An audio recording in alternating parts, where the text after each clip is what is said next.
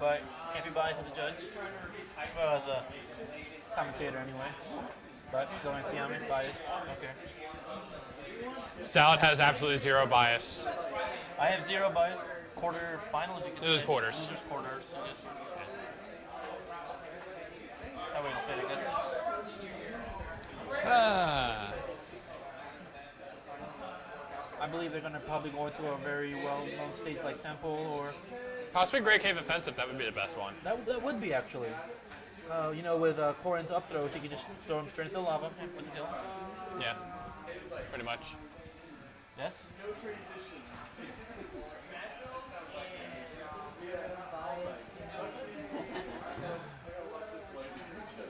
I believe they might be winning a starter though. They actually are striking stages, it looks like. Let's be real. The only reason we disagree on Smashville is because when people strike stages, it just usually lands on Smashville anyway. But this time we end up on Lilat as the starter. That's it kind of gets first time that ever happened. It kind of gets me as to why neither player would strike this, but it's a starter, I guess. Go on. Simba going for a double neutral there. Lands and then goes for another one.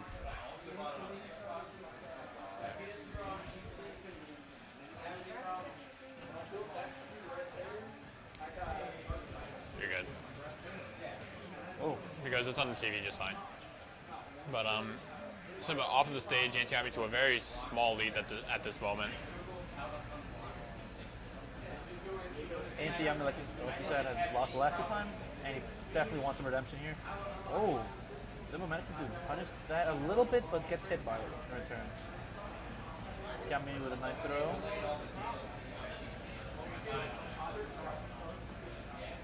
Simba loves building up. Daniel looks fine. The shadow ball to deal some damage. Not to shoot it out early. Oh, and a nice forward smash. Tipper would have probably killed this point. Oh, Simba going with those nice up airs, hitting through the stage. Yeah, that's going to be something that both Mewtwo and Corn will be able to do, is have their up airs reach across the, like from the bottom of the stage, going right above it. Corn can do it too. Nice read on the spot dodge. However, Corn's recovery is not quite as safe as Mewtwo's. And one thing that Simba does really well is put on pressure with the Shadow Ball. Antiyami is going to get Antiyami. The very first stock going to Antiyami, being at 126. Go for fourth. I mean, up there trying to get the kill there. Yeah, but one thing Simba... a grab into an up throw is going to take it. Lilat not having the lowest ceiling there. Didn't know. So we're starting off an even second stock for each of these players. Oh. Yeah, reset that fourth throw from Mewtwo, resetting it back into neutral. Oh. Fully charged Shadow Ball there. Gonna deal a lot of shield pressure. Antiyami doing a very nice job at following up from these stuns from Corn's neutral B.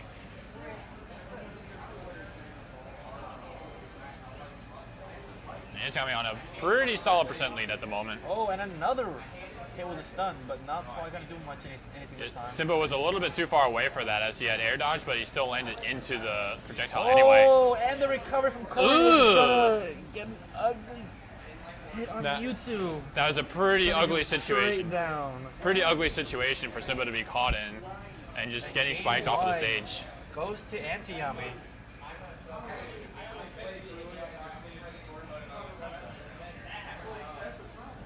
Both players seem a little disappointed with how it ended, but as we always say, we take those. If you're Antiyami, you definitely take that. You definitely take it, but you're not happy with it. But you definitely take it. But that was just game one, and one thing Simba's going to really need to do here is just make sure that he doesn't lose too much momentum off of that. That was just game one. This is a best of 5, and you can very well just bring it back into the next one. And you just cannot let it get too out of control in game 2. And Simba bringing it right back to Lilat. He does not like how it went, so definitely wants to run back. And I think Simba's really looking to try and use the stage a little bit to his advantage. However, it did turn against him at the end of that game 1. It's also going to be really awkward for Simba to throw Shadow Balls, as that last one was intercepted by the stage tilt. He could also go work for him, as it could also tilt properly to send it above into the Same thing. platforms. Same thing very well can happen to Corrin too. Those Corrin side Bs can put her on the actual platform instead of going to the bottom like Antiyami has been trying to do quite a bit. Antiyami does find himself in some really strange positions as he tries to do side Bs on the stage and end up on the platform above him. And I don't think that's intentional at all from Antiyami. Simba recovering very smartly behind Antiyami. Oh, but the tip is going to hit, and no, and Lilat. Yeah, Simba getting stuck with that pineapple there, and Antiyami going to have a very nice lead here. And only 56%. Oh, Diddish curse, I spoke too soon. yeah, unfortunately, Simba is just getting hit with some really bad luck and some stage shenanigans. Hard. And very nice job by Antiyami just hang on to that double jump, because even though he went through that platform, didn't grab the ledge, he kept the double jump, was able to readjust himself and grab the ledge that way. Oh, but the up smash is going to pull him in for the kill.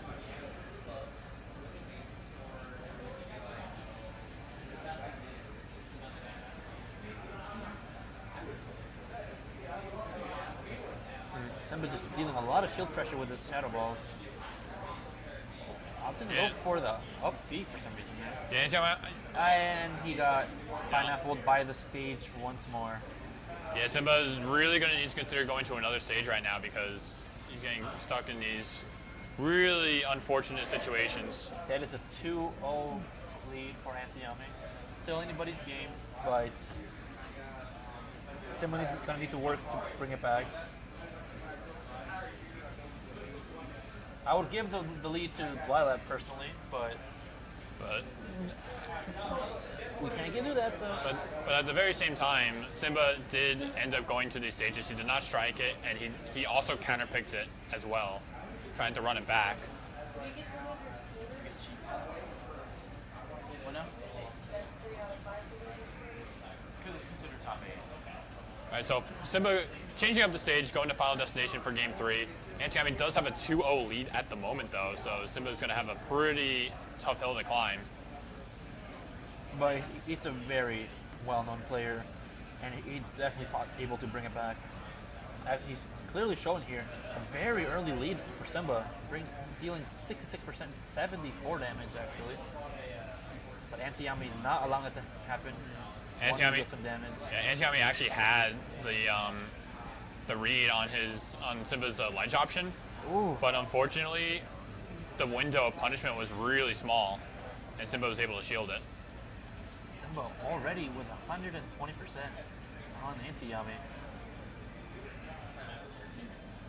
A very nice pivot grab. Back throw is not going to do quite yet, but allows Simba to charge up. And he goes for the shadow ball, but and Simba's definitely thinking he's going to try and get another grab and possibly kill with up throw. Or try and go for the up smash there. But Antiyami very smart, gets out of the way. Yeah, got very nice escape out of that situation by Antiyami. Up throw is going to do it though. Like I said before, that's not stealing that up throw, going with the back throw earlier. And then Antiyami eventually able to get that up throw to actually get the kill. But he managed to get him with the stun. Not gonna kill though. Yeah, Mewtwo being the light character that he is, he's always in danger of dying to some of those really beefy hits. But Antiyami couldn't really be charging that for too long because the stun on that projectile was pretty weak. So if he charged it for too long, Simba was going to escape.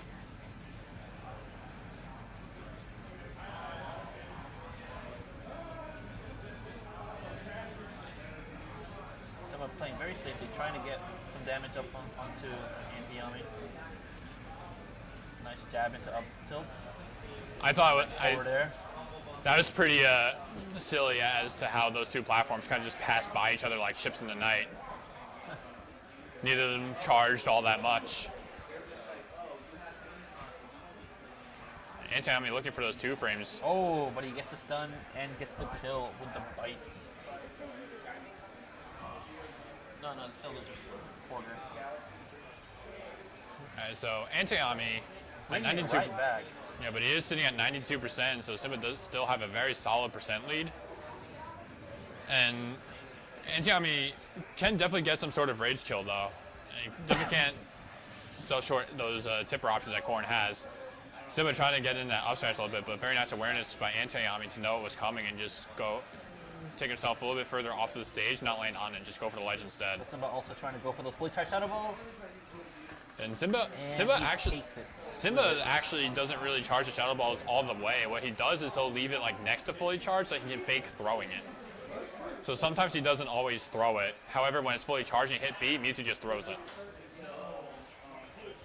And it kills too. It's 2-1 lead still though for ANTIYAMI. Yeah, Simba getting himself on the board there. Very smart move there though from Simba. Well, very well done from Simba anyway, bringing it all the way back. And Simba can definitely get some momentum off of this, knowing that, hey, well, Lilat Cruise has been happening. ANTIYAMI going for the run back to Final Destination.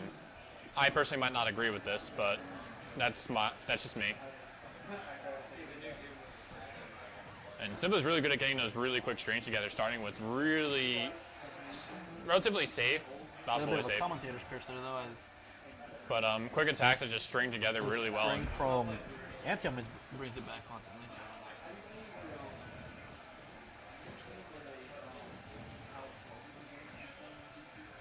ANTIYAMI definitely playing very safe here though. He does not want to lose his lead, but he also does not want to play too dangerously. But a lot of those back airs to deal some damage. And run back. Forward smash. Yeah, the run back is actually working out pretty well for ANTIYAMI, as he actually does get the ledge option this time, and actually does manage to get the window of punishment and takes him out of, at least with himself, at a very low percent. Only 56 right now. And Simba's got an uphill battle to climb here. He's already had one, being down 2-0 and trying to make this comeback. However, Simba had a pretty large deficit in Game 4. Both these characters are relatively light and can die really easily. Yeah, and the Shadow Ball can do a lot of shield damage, so very wise of ANTIYAMI to just jump out of the way rather than just let the shield absorb it.